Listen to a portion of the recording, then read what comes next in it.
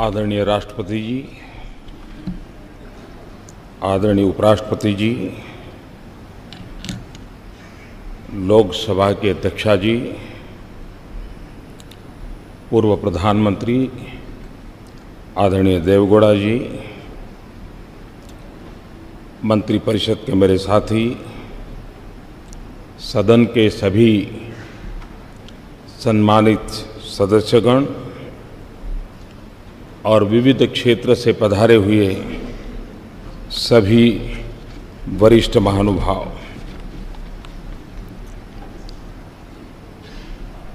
राष्ट्र के निर्माण में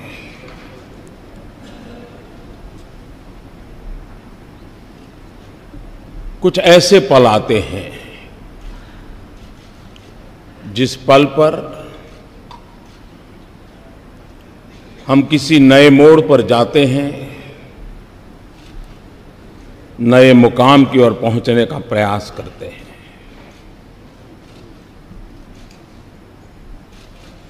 आज इस मध्यरात्रि के समय हम सब मिलकर के देश का आगे का मार्ग सुनिश्चित करने जा रहे हैं।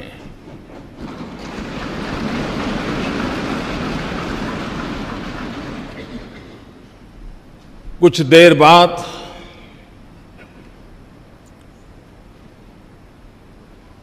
देश एक नई व्यवस्था के ओर चल पड़ेगा। 125 करोड़ देशवासी इस ऐतिहासिक घटना के साक्षी हैं।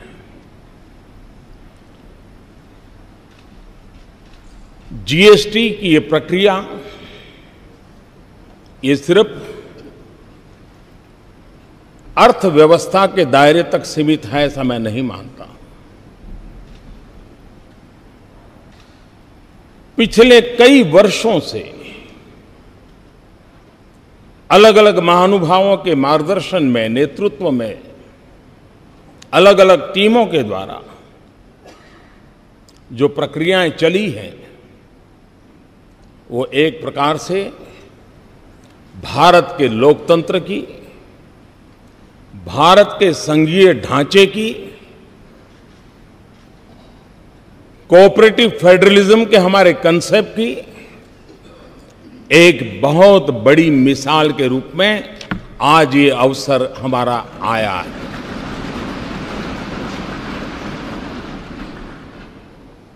इस पवित्र अवसर पर आप सब अपना बहुमूल्य समय निकाल करके आए हैं। मैं हृदय से आपका स्वागत करता हूं, आपका आभार व्यक्त करता हूं।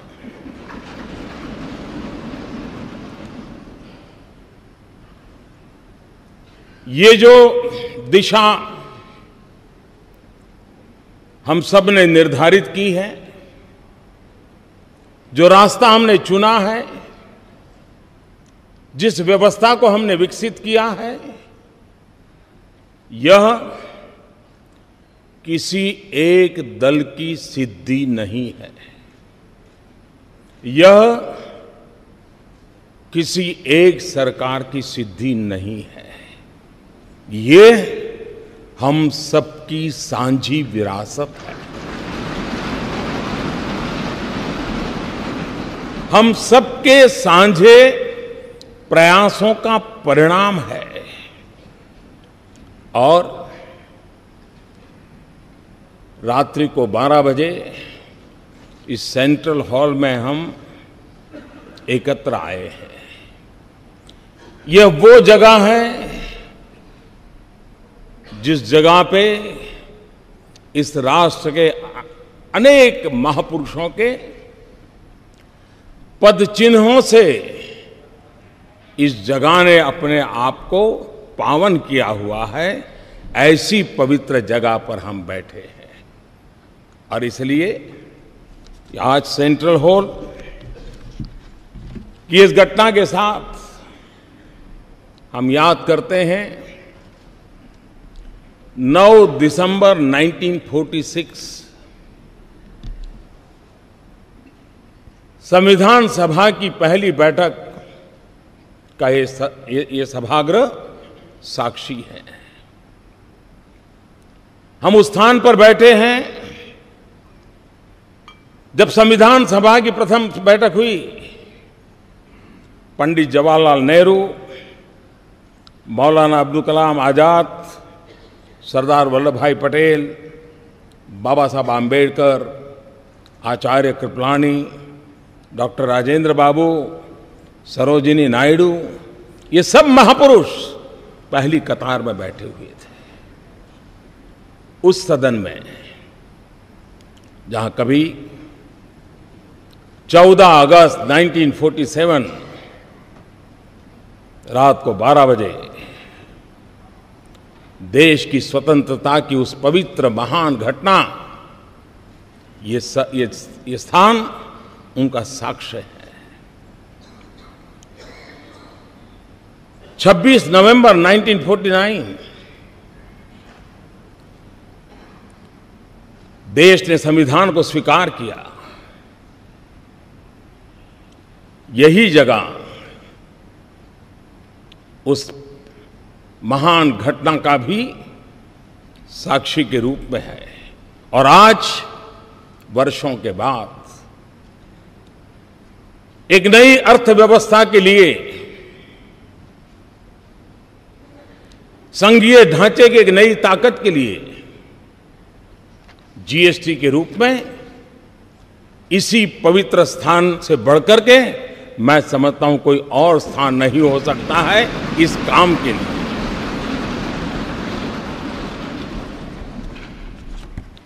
संविधान का मंथन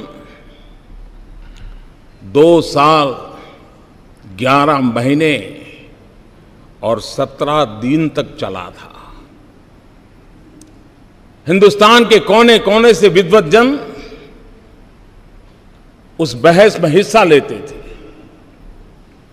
वाद विवाद होते थे, राजी नाराजी होती थी, सब मिलकर के बहस करते थे, रास्ते खोजते थे। कभी इस पार कभी उस पार नहीं जा पाए तो बीच का रास्ता खोज करके चलने का प्रयास करते थे। ठीक उसी तरह ये जीएसटी भी एक लंबी विचार प्रक्रिया का परिणाम है। सभी राज्य समान रूप से, केंद्र सरकार उसी की बराबरी में और सालों तक चर्चा की है। संसद में इसके पूर्व के भी सांसदों ने, उसके पूर्व के सांसदों ने लगातार इस पर बहस की है। एक प्रकार से best brains of the country, उन्होंने लगातार इस काम को किया है और उसी का परिणाम है कि आज ये जीएसटी को हम साकार रूप में देख सकते हैं। जब संविधान बना तो संविधान ने पूरे देश के नागरिकों को समान अवसर, समान अधिकार, उसके लिए सुनिश्चित व्यवस्था खड़ी करती थी। और आज जीएसटी एक प्रकार से सभी राज्यों के उन मोतियों को एक धागे में परोने का और आर्थिक व्यवस्था के अंदर एक सुचारू व्यवस्था लाने का एक अहम प्रयास है। जीएसटी ये कोऑपरेटिव फेडरलिज्म की एक मिसाल है जो हमें हमेशा हमेशा और अधिक साथ मिलकर चलने की ताकत देगी। जीएसटी ये टीम इंडिया का क्या परिणाम हो सकता है, ये टीम इंडिया की कर्तृत्व शक्ति का, सामर्थ्य का परिचायक है। ये जीएसटी काउंसिल केंद्र और राज्य ने मिलकर के उन व्यवस्थाओं को विकसित किया है जिसमें गरीबों के लिए जो पहले उपलब्ध सेवाएं थी उन सारी सेवाओं को बरकरार रखा है। दल कोई भी हो, सरकार कहीं की भी हो, गरीबों के प्रति संवेदनशीलता इस जीएसटी के साथ जुड़े हुए सब लोगों ने समान रूप से उसकी चिंता की है। मैं जीएसटी काउंसिल को बधाई देता हूं। अब तक इस काम का नेतृत्व जिन जिन लोगों ने किया है, अरुण जी ने विस्तार से कहा था, मैं उसका पुनरावर्तन नहीं करता हूं। मैं उन सबको भी बधाई देता हूं। इस प्रक्रिया को जिन जिन लोगों ने आगे बढ़ाया, उन सबको मैं बधाई देता हूं। आज जीएसटी काउंसिल की 18वीं मीटिंग हुई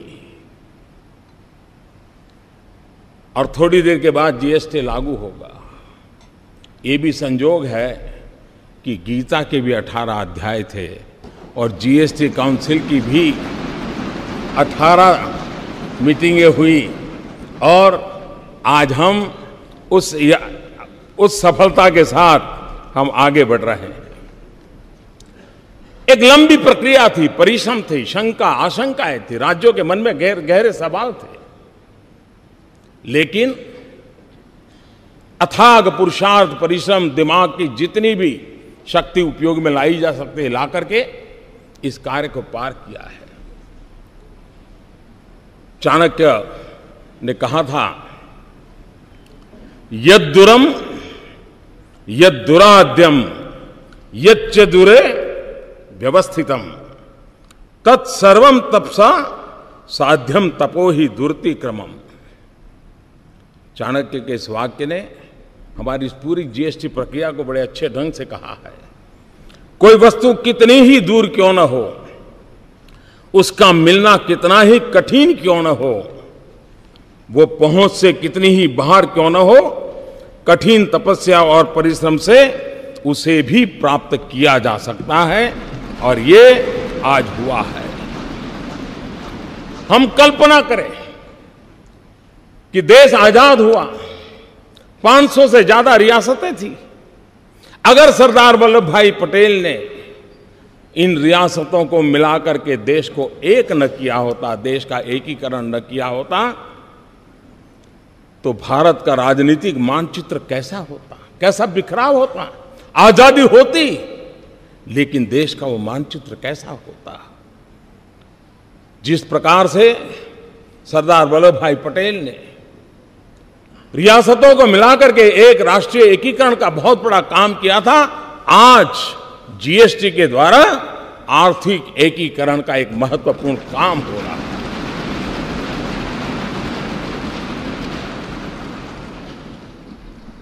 29 राज्य, 7 केंद्र शासित प्रदेश, केंद्र के 7 टैक्स, राज्यों के 8 टैक्स और हर चीजों के अलग अलग टैक्स का हिसाब लगाएं, 500 प्रकार के टैक्स कहीं न कहीं अपना रोल कर रहे थे। आज उन सब से मुक्ति पाकर के अब गंगानगर से लेकर के ईटानगर तक, लेह से लेकर के लक्षद्वीप तक, वन नेशन वन टैक्स, ये सपना हमारा साकार होके रहेगा। और जब इतने सारे टैक्स, 500 अलग अलग हिसाब लगाए, 500 टैक्स। आल्बर्ट आइंस्टाइन प्रखर वैज्ञानिक, उन्होंने एक बार बड़ी मजेदार बात कही थी। उन्होंने कहा था, दुनिया में अगर कोई चीज समझना सबसे ज्यादा मुश्किल है तो वो है इनकम टैक्स।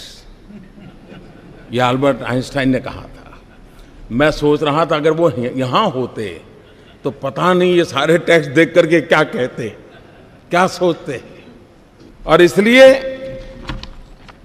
और हमने देखा है कि उत्पाद के अंदर के उत्पादन में तो ज्यादातर कोई बहुत असमानता नहीं आती है, लेकिन जब प्रोडक्ट बाहर जाता है राज्यों के अलग अलग टैक्स के कारण असमानता दिखती है।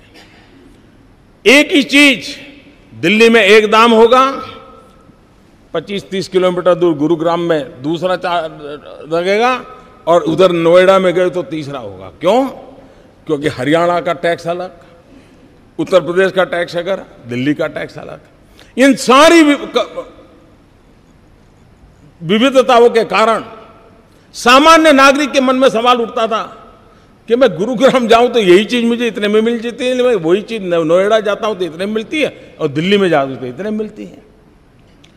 एक प्रकार से हर किसी के लिए कंफ्यूजन की स्थिति रहती थी, और पूंजी निवेश में भी विदेशों के लोगों के लिए ये सवाल रहता था कि भाई किस एक व्यवस्था हम समझते हैं और काम कहीं सोचते हैं तो दूसरे राज्य में दूसरी व्यवस्था सामने आती है, और एक कंफ्यूजन का माहौल बना रहता था। आज उस पर से हम मुक्ति की ओर आगे बढ़ रहे हैं। अरुण जी ने बड़ा विस्तार से वर्णन किया है कि जीएसटी के कारण ऑक्ट्रॉय की व्यवस्था हो, एंट्री टैक्स हो, सेल टैक्स हो, वैट हो, न जाने कितनी चीजें, सारा वर्णन उन्होंने विस्तार से किया, सब खत्म हो जाएगा।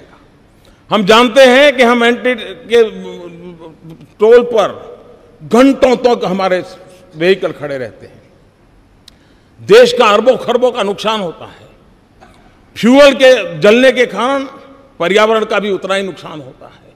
इस सारी व्यवस्थाएं सिमलेस होने के कारण एक प्रकार से उन सारी अव्यवस्थाओं में से एक मुक्ति का मार्ग हमें प्राप्त होगा।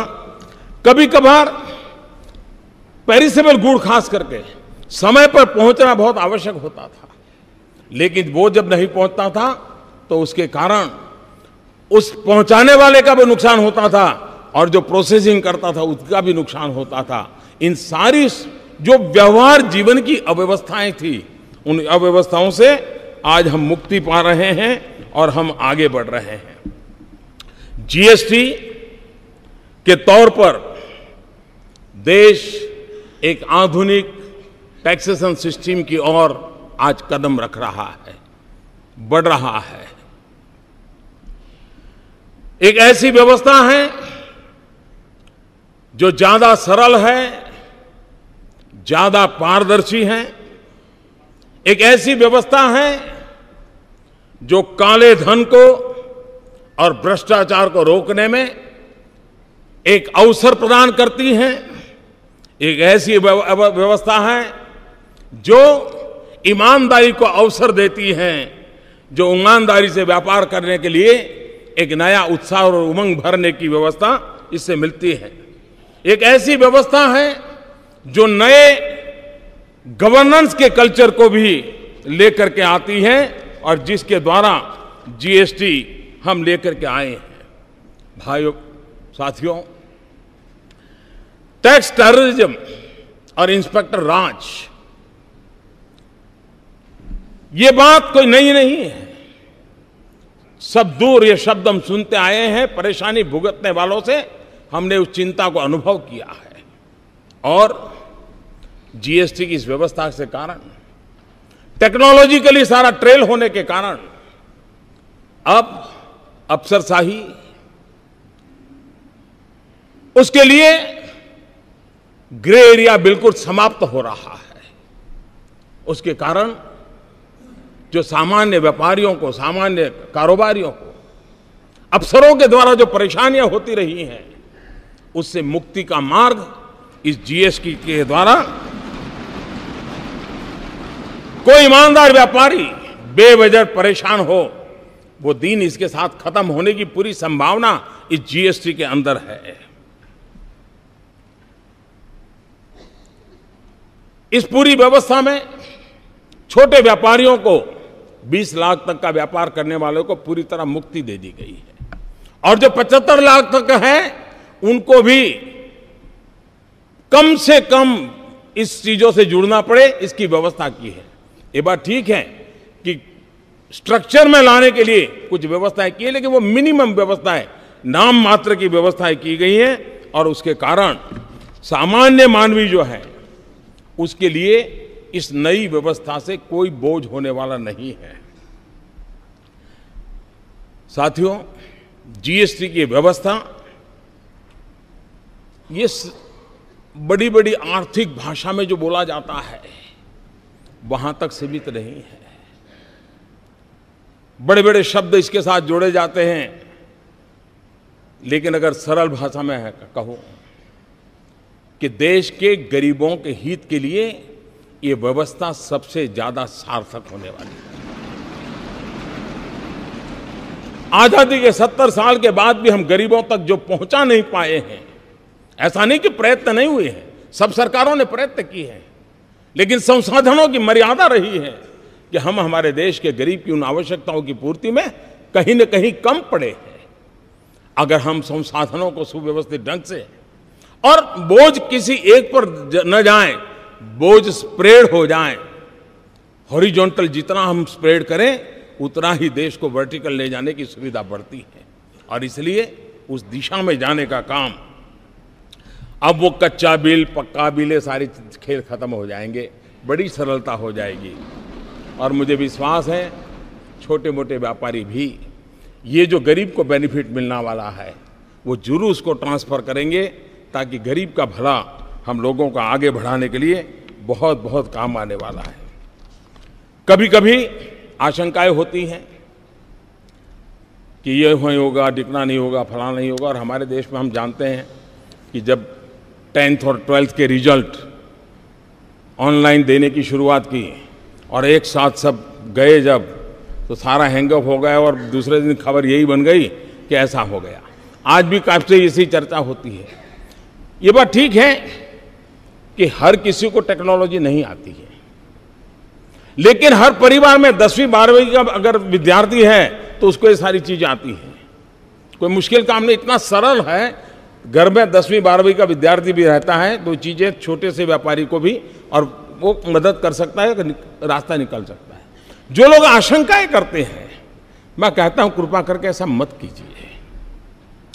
अरे आपका पुराना डॉक्टर हो, आप उसी से अपनी आंखें लगातार चेक करवाते हो, वही हर बार आपके नंबर निकालता हो, आपका चश्मा बनाने वाला भी निश्चित हो, आप वहां आपके नंबर बनवाते हो, और फिर भी जब नया नंबर वाला चश्मा आता है तो 1-2 दिन तो आंख ऊपर नीचे करके एडजस्ट करना पड़ता है। ये बस इतना ही है। और इसलिए थोड़ा सा हम प्रयास करेंगे, इस व्यवस्था के साथ हम आसानी से जुड़ जाएंगे।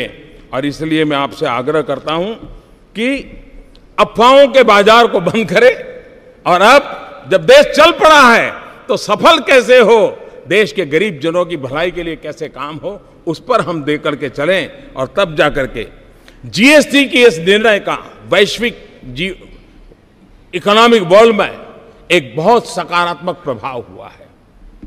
भारत में जो पूंजी निवेश करना चाहते हैं उनके लिए भी एक प्रकार की व्यवस्था बहुत आसानी से वो समझ पाते हैं और उसको चला पाते हैं। मैं समझता हूं भारत में और आज दुनिया का एक प्रिय डेस्टिनेशन के रूप में, निवेश के लिए प्रिय डेस्टिनेशन के रूप में भारत को हर प्रकार से स्वीकृति मिली है। और इसके लिए मैं समझता हूं कि एक अच्छी सुविधा विश्व व्यापार से जुड़े हुए लोगों को भी भारत के साथ व्यापार करने की मिलेगी। जीएसटी एक ऐसा कैटालिस्ट है जो देश के व्यापार को, उसमें जो असंतुलन है उस असंतुलन को खत्म करेगा। जीएसटी एक ऐसा कैटालिस्ट है जिससे एक्सपोर्ट प्रमोशन को भी बहुत बल मिलेगा। और जीएसटी एक वो व्यवस्था है जिसके कारण आज हिंदुस्तान में जो राज्य ठीक से विकसित हुए हैं उनको विकास के अवसर तुरंत मिलते हैं, लेकिन जो राज्य पीछे रह गए हैं उनको वो अवसर तलाशने में बहुत दम गूंथना पड़ता है। उन राज्यों का कोई दोष नहीं है, प्राकृतिक संपदा से समृद्ध है। हमारा बिहार देखें, हमारा पूर्वी उत्तर प्रदेश देखें, हमारा पश्चिम बंगाल देखें, हमारे नॉर्थ ईस्ट के देखें, हमारा उड़ीसा देखें, संसाधन प्राकृतिक संसाधनों से भरे पड़े हैं। लेकिन अगर उनको ये व्यवस्था, जब जिस एक कानून की व्यवस्था मिल जाएगी, मैं साफ देख रहा हूं कि हिंदुस्तान का पूर्वी हिस्सा के विकास के में जो कुछ भी कमी रह गई है उसको पूरा करने का सबसे बड़ा अवसर सबसे बड़ा अवसर इसे मिलने वाला है।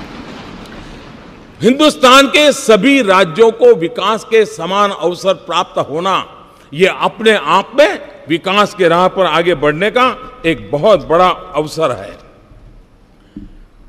जीएसटी एक प्रकार से जैसे हमारी रेलवे है, रेलवे केंद्र और राज्य मिलकर के चलाते हैं, फिर भी भारतीय रेल के रूप में हम देखते हैं। राज्य के अंदर स्थानीय रूप से मदद मिलती है, एक समान रूप से हम देखते हैं। हमारी सेंट्रल सर्विस के अधिकारी केंद्र और राज्यों में वितरित हैं, फिर भी दोनों तरफ से मिलकर के चला सकते हैं। एक जीएसटी ऐसी व्यवस्था है कि जिसमें पहली बार केंद्र और राज्य के लोग मिलकर के निश्चित दिशा में काम करने वाले हैं। ये अपने आप में एक भारत श्रेष्ठ भारत के लिए एक उत्तम से उत्तम व्यवस्था आज हो रही है, और जिसका प्रभाव आने वाले दिनों में आने वाली पीढ़ियां हमें गर्व के साथ स्वीकार करेगी। 2022 भारत की आजादी के 75 साल हो रहे हैं। न्यू इंडिया का सपना लेकर के हम चल पड़े हैं। 125 करोड़ देशवासी न्यू इंडिया बनाने के सपनों को लेकर के चल रहे हैं, और इसलिए भाइयों बहनों, जीएसटी एक अहम भूमिका अदा करेगी। और हम लोगों ने जिस प्रकार से प्रयास किया है, लोकमान्य तिलक जी ने जो गीता रहस्य लिखा है, उस गीता रहस्य के समापन में उन्होंने वेद का एक मंत्र को उसमें समाहित किया है। उस वेद का मंत्र आज भी हम लोगों के लिए प्रेरणा देने वाला है। और लोकमान्य तिलक जी ने कहा है, उसका उल्लेख किया हुआ है, मूलतः ऋग्वेद का एक श्लोक है, समानी वह आकृति ही समाना हृदयानि वह समानमस्तु वो मनो यथा वह सुसहासति। आप लोगों का संकल्प, निश्चय और भाव, अभिप्राय एक समान रहे, आप लोगों के हृदय एक समान हो, जिससे आप लोगों का परस्पर कार्य सर्वत्र एक साथ भली प्रकार से हो सके। इस भाव से लोकमान्य तिलक जी ने भी हमें आज परिणाम दिया है। जीएसटी न्यू इंडिया की एक टैक्स व्यवस्था है। जीएसटी डिजिटल भारत की टैक्स व्यवस्था है। जीएसटी सिर्फ ईज ऑफ डूइंग बिजनेस नहीं है, GST way of doing business की भी एक दिशा दे रहा है। जीएसटी सिर्फ एक टैक्स रिफॉर्म नहीं है, लेकिन वो आर्थिक रिफॉर्म का भी एक अहम कदम है। जीएसटी आर्थिक रिफॉर्म से भी आगे एक सामाजिक रिफॉर्म का भी एक नया तबका, जो एक ईमानदारी के उत्सव की दिशा में ले जाने वाला ये बन रहा है। कानून की भाषा में GST goods and service tax के रूप में जाना जाता है, लेकिन जीएसटी से जो लाभ मिलने वाले हैं, और इसलिए मैं ये कहूंगा कि कानून भले कहता हो कि गुड्स एंड सर्विस टैक्स, लेकिन हकीकत में ये गुड एंड सिंपल टैक्स है। और गुड इसलिए कि टैक्स पर टैक्स जो लगते थे उससे मुक्ति मिल रही है। सिंपल इसलिए है कि पूरे देश में एक ही फॉर्म होगा, एक ही व्यवस्था होगी, और उसी व्यवस्था से चलने वाला है, और इसलिए उसे हमें आगे बढ़ाना है। मैं आज इस अवसर पर आदरणीय राष्ट्रपति जी ने समय निकाल करके, क्योंकि इस सारी यात्रा के वे भी एक साथी रहे, सहयात्री रहे, इसके हर पहलू को उन्होंने भली भांति देखा है, जाना है, प्रयास किया है। उनका मार्गदर्शन इस महत्वपूर्ण ऐतिहासिक घड़ी में हम सब के लिए एक बहुत बड़ी प्रेरणा का कारण बनेगा। नया उमंग और उत्साह मिलेगा, और उसको लेकर के हम आगे चलेंगे। मैं आदरणीय राष्ट्रपति जी से मैं उनका बहुत आभारी हूं कि वो आज आए हम सबका मार्गदर्शन करने के लिए, और उनकी बातें हम सबको एक नई प्रेरणा देती रहेगी। इसी एक भाव के साथ मैं फिर एक बार इस प्रयत्न के साथ जुड़े हुए हर किसी का आभार व्यक्त करते हुए मेरी वाणी को विराम देता हूं।